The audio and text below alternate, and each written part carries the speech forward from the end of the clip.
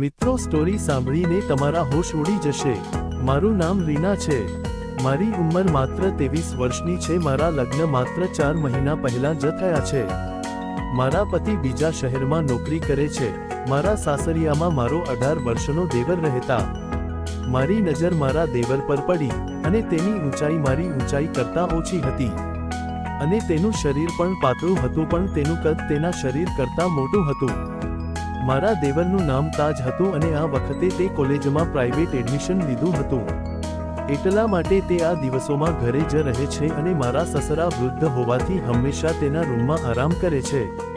આમ તો હું તાજને જોતી જ નહોતી, પણ જે દિવસે મેં તાજનો મોબાઈલ જોયો તે દિવસે મારી તેના પ્રત્યેની નજર બદલાઈ ગઈ અને તાજને લાગ્યું કે ઘરે કોઈ નથી, તેથી તે તેના મોબાઈલ સાથે રમી રહ્યો હતો અને તેના રૂમમાં વિડીયો જોતો હતો। વિડીયોનો અવાજ સાંભળતા મારી નજર તેના રૂમની બારી પર પડી તો મિત્રો, મારા હોશ ઉડી ગયા। છેલ્લા 3 મહિનામાં મેં પહેલીવાર આવા મોબાઈલના દર્શન કર્યા હતા અને તે દિવસથી મને તાજનો મોબાઈલ વાપરવાનું મન થયું। તે દિવસે મેં મારા પતિને પણ ફોન કરીને ઘરે આવવા માટે કહ્યું કે હવે તમે આવી જાવ, મારાથી આ સહન નથી થતું, હું પણ એક સ્ત્રી છું। ક્યાં સુધી આ બધું સહન કરું? પણ મારા પતિએ મારી પાસે માફી માંગતા કહ્યું, જો રીના, હું તારી બેચેની સમજી શકું છું, પરંતુ હજુ 2 મહિના સુધી મને રજા નહીં મળે, કારણ કે કંપનીએ કેટલા નવા પ્રોજેક્ટ શરૂ કર્યા છે, જેના કારણે તમામ કર્મચારીઓને ડબલ શિફ્ટમાં કામ કરવું પડે છે। તેથી 2 મહિના રજા મેળવવી અશક્ય છે। હજુ 2 મહિના રાહ જોઈ લે સોનું, પછી તો તને લઈને માલમાલ કરી દઈશ। આટલું કહીને તેણે હસીને કોલ ડિસ્કનેક્ટ કરી દીધો। પછી હું સૂઈ ગઈ। સવારે મેં બધા માટે નાસ્તો તૈયાર કર્યો અને તાજ માટે સ્પેશિયલ નાસ્તો રૂમમાં લઈને ગઈ। હું રાજના રૂમમાં ગઈ। મેં જો કે તાજ હજી પણ સૂતો હતો અને તેનો મોબાઈલ સાયલેન્ટ હતો। તેને જોઈને હું મારા પર કાબૂ ન રાખી શકી અને મેં તેને સ્પર્શ કરી લીધો। મોબાઈલને અડતા જ મારા શરીરમાં ઇલેક્ટ્રિક શોક લાગી ગઈ, પણ પછી મેં જોયું કે તાજ જાગી ગયો હતો અને મારી સામે જોઈ રહ્યો હતો। આ પછી હું ઝડપથી પાછો હટી ગઈ અને કહ્યું કે દેવરજી, હવે ઉઠી જાવ, સવાર થઈ ગઈ છે। આ પછી રાજે મને ગુડ મોર્નિંગ કહ્યું અને તેનો ચહેરો ધોવા ગયો। હું પણ ત્યાં બેસી વિચારવા લાગી કે કદાચ તાજ કંઈક જોયું નથી ને। પછી અમે બંને, ભાભી અને દેવરે, એકબીજા સાથે વાતો કરતાં કરતાં નાસ્તો કરવા લાગી।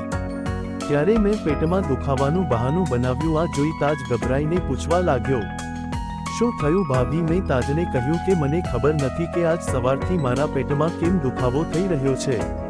ત્યારે તાજે કહ્યું, ભાભી ઊભા રહો, હું તમારા માટે પેટમાં દુખાવાની ગોળી લઈ આવું છું। પણ મેં જાણી જોઈને પેટમાં દુખાવાનું બહાનું બનાવ્યું હતું જેથી હું તાજને બાહોમાં લઈ શકું। પછી મેં તેને રોક્યો અને કહ્યું, તાજ, મેં પેટમાં દુખાવાની ગોળી ક્યારની લઈ લીધી છે, બસ તમે મારું પેટ દબાવી આપો। થોડીવાર તે વિચારમાં પડી ગયું, પણ મારી પીડા જોઈને તે દોડીને બેડ પર બેસી ગયો અને મારું પેટ દબાવવા લાગ્યો। તેની નજર પણ અહીં અને તહીં જતી હતી। ત્યારે મારા સસરાના ઘરમાં આવવાનો અવાજ સંભળાયો તો મેં તાજને કહ્યું કે ઠીક છે, ચાલો હું રસોઈ કરું છું, આજે પપ્પાને બજારમાં જવાનું છે। આ પછી મેં રસોડામાં જઈને ભોજન તૈયાર કર્યું અને મારા દેવર માટે રોટલી તૈયાર કરી। ત્યારે તાજ પાછળથી રસોડામાં આવી રહ્યો હતો। તેને જોઈને મેં પહેલેથી જ મારું પલ્લું નીચે કરી નાખ્યું। ત્યારે તાજની નજર મારા પર પડી ત્યારે તે મારી સામે જોતો જ રહ્યો, કારણ કે હું સંપૂર્ણપણે પરસેવામાં તરબોળ હતી। તાજને જોવાનું નાટક કરીને મેં નીચે ઝૂકીને મારો પલ્લું ઉપાડ્યો અને તાજને સ્વર્ગના દર્શન કરાવી દીધા। તાજે કહ્યું, ભાભી તમે કહો તો તમને હવા નાખી દઉં। ત્યારે મેં રાજનો પગ ખેંચતા કહ્યું કે તમારી ભાભી બહુ પરેશાન છે અને તમે હજી વાતો બનાવી રહ્યા છો। આ પછી તાજ મારી પાસે બેસી ગયો અને મને પંખાથી હવા નાખવા લાગ્યો। ત્યાં સુધીમાં મારા સસરા બજારમાં ચાલ્યા ગયા હતા।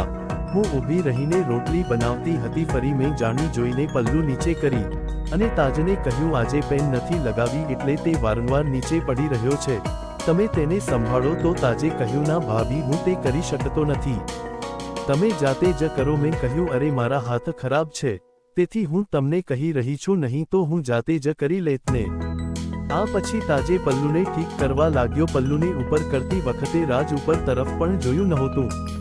તે ખૂબ જ સીધો છોકરો હતો, તેથી જ ક્યારેક મને લાગતું કે કદાચ હું તેની સાથે ખોટું કરી રહી છું, પણ મારી અંદર લાગણીઓ એટલી પ્રબળ હતી કે હું કંઈ જોઈ શકતી નહોતી। મારા સસરા બજારમાં ચાલ્યા ગયા એટલા માટે ઘરે મારા અને મારા દેવળ સિવાય કોઈ નહોતું.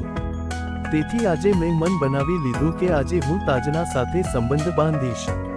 પણ તાજ હજી મારી સાથે એ રીતે જોઈ રહ્યો ન હતો. આજે આખો દિવસ તાજને પાછળ ફરતી રહી અને તેને ફસાવવાનો પ્રયાસ કરતી રહી, પણ તાજનો દિમાગ માત્ર ઉપર નીચે જ રહી જ હતો. તે મારી સાથે આવી વાત કરતા પણ શરમાતો હતો. સાંજે મેં બંને બેસીને જમતા હતા ત્યારે તાજે આખરે મને કહી જ દીધું કે ભાભી, લાગે છે કે આ દિવસોમાં તમારી તબિયત સારી નથી, એટલા માટે તમારે થોડા દિવસ ભાઈ સાથે રહેવા જવું જોઈએ. અહીં હું બધું સંભાળી લઈશ. આ સાંભળી મારી આંખોમાં આંસુ આવી ગયા. રાજને કહ્યું, બસ કરો હવે, રહેવા દો. છેલ્લા 2-3 મહિનાથી હું કેટલી પરેશાન છું તે કોઈ જાણતું નથી. ના તમારા ભાઈને મારી ફિકર છે, ના તમને મને રડતી જોઈ. તાજ મારા આંસુ સાફ કરવા લાગ્યો અને પછી તાજને ગળે લગાડી અને હું રડવા લાગી. મને ખબર છે શું બોલવા લાગી. હું તાજને કહેવા લાગી કે મને તમારામાં તમારો ભાઈ દેખાય છે, તેથી જ ક્યારેક હું તમારી પાછળ ફરવા લાગુ છું. પ્લીઝ ખરાબ ન માનતા. તાજ કહેવા લાગ્યો, ભાભી તમારી વાત મને કેમ ખરાબ લાગે? તમારા જેવી પત્ની તો નસીબવાળાને જ મળે છે. તાજનો હાથ પકડીને તેને રોક્યો અને પૂછવા લાગી કે તો તમે મારાથી આટલા દૂર કેમ જાઓ છો? શું હું તમને સારી નથી લાગતી? હું તમારી ફ્રેન્ડ જેટલી સુંદર નથી? તો તાજે કહ્યું, ના ભાભી, એવી કોઈ વાત નથી. મારે કોઈ ફ્રેન્ડ પણ નથી. એટલે મેં મારું માથું તેના ખોળામાં મૂક્યું અને કહ્યું, તો મને બનાવી લ્યો. કેમ એટલે તડપાવો છો? તમે તમારા ભાઈ જેવા છો તો તે મારી વાત સાંભળશે. તમે તો તાજે કહ્યું, પણ ભાભી, તમે તો મારી ભાભી જ છો અને આ ભાભી સાથે આવું કરવું ખોટું છે. આજે મારું રડવું તાજ માટે થોડું ભાડે હતું અને તેથી તે મને તેના હૃદયની બધી વાત કહેવાનું શરૂ કર્યું. તેણે કહ્યું, ભાભીજી, હું તમને જોઉં છું ત્યારે મારા શરીરમાં પણ કરંટ દોડવા લાગે છે.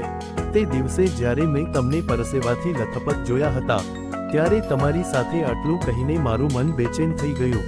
મેં તેને કહ્યું કે મને આગળ તો જણાવો. આજે હું તમારી પાસેથી બધું સાંભળવા માંગુ છું.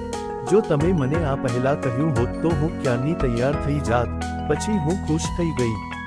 હું પલંગ પર બેસી ગઈ અને મેં કહ્યું, અરે દેવરજી, તમે તો હજી બાળક છો. ત્યારે તાજનો ચહેરો લાલ થઈ ગયો અને તે શરમાઈને નીચે જોવા લાગ્યો. તો હું હસવા લાગી અને તેને કહ્યું, ચિંતા ના કરો, મને અને તમને બંનેને ખૂબ મજા આવશે. હવે જલ્દી તૈયાર થઈ જઈએ. ત્યારે અચાનક ઘરનો દરવાજો ખોલ્યો. બેલ વાગ્યો. તાજને કહ્યું કે થોડીવાર રહો. ત્યાં કોણ છે? કદાચ બાપુજી આવ્યા હશે. પણ હું બહાર ગઈ તો મને આશ્ચર્ય થયું, કારણ કે મારા પતિ ત્યાં ઊભા હતા. મેં કહ્યું, તમે? તેણે કહ્યું, હા મારી રસમલાઈ, હું જ. આજે તારો પતિ સાક્ષાત પ્રગટ થયો છે.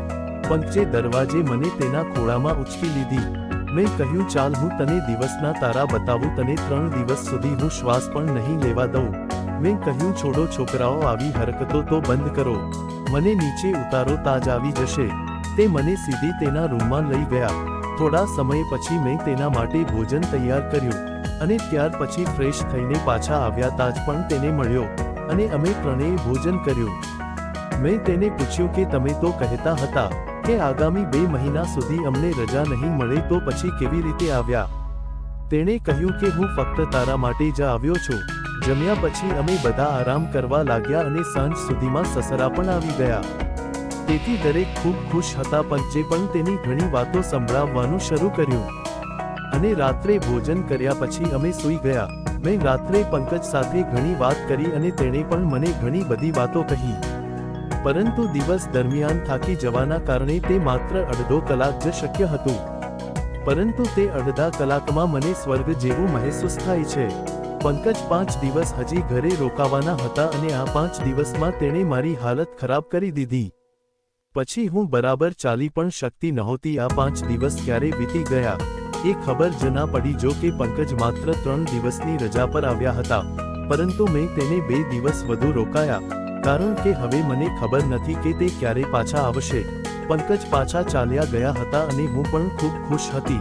પરંતુ આ 5 દિવસ દરમિયાન હું તાજને ભૂલી ગઈ. પરંતુ તાજ જ્યારે પાછો આવ્યો અને પછી જે થયું તે હું સપનામાં પણ વિચારી શકતી નથી. આવી જ સ્ટોરી સાંભળવા માટે ચેનલને સબસ્ક્રાઇબ અને વિડીયોને લાઇક કરજો મિત્રો. ધન્યવાદ.